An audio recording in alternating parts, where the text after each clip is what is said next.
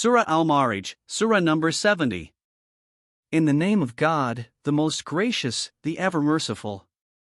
A person in haste has hastily asked to hasten the punishment that is bound to befall these disbelievers. No one will be able to avert it. It will come from God, who has ascending stairways. They measure everything from their own scales and then make haste. Tell them that the angels and the Spirit ascend towards him in a day, the measure of which, according to your calculation, is 50,000 years.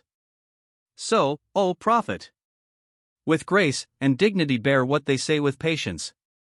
They hold it far off, but we see it near at hand.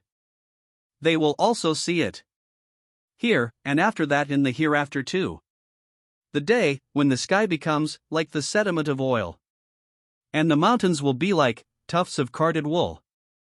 And no sincere friend at that time shall inquire after a friend, even though they shall be shown to one another.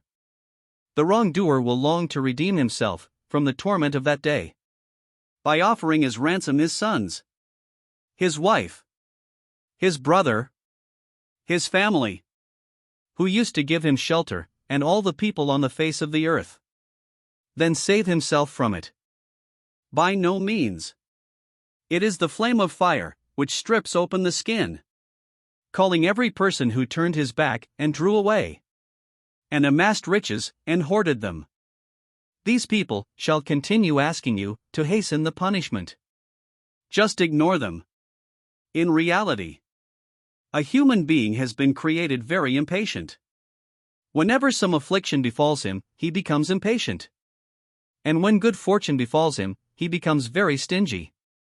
But not those who pray, who are always vigilant in the prayer, who have a fixed portion in their wealth for those who ask, and for the deprived, who truly believe in the day of reckoning, and keep dreading the punishment of their Lord. Because the punishment of their Lord is not something to be careless of. Who preserve their chastity, except with their wives and slave girls, for in their matter they are not blameworthy. But those who seek to go beyond this, then it is they who are transgressors, who keep their trusts and promises, both with regard to God and with regard to their fellow human beings, who stand firm in their testimonies, and who guard their prayers. It is they who will be in gardens of paradise, with great honor. Then what is the matter? That as soon as they hear this decision of ours, these disbelievers are rushing madly at you in multitudes from right and left?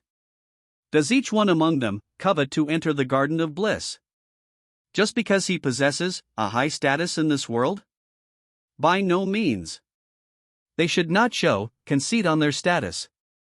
We have created them out of what they know.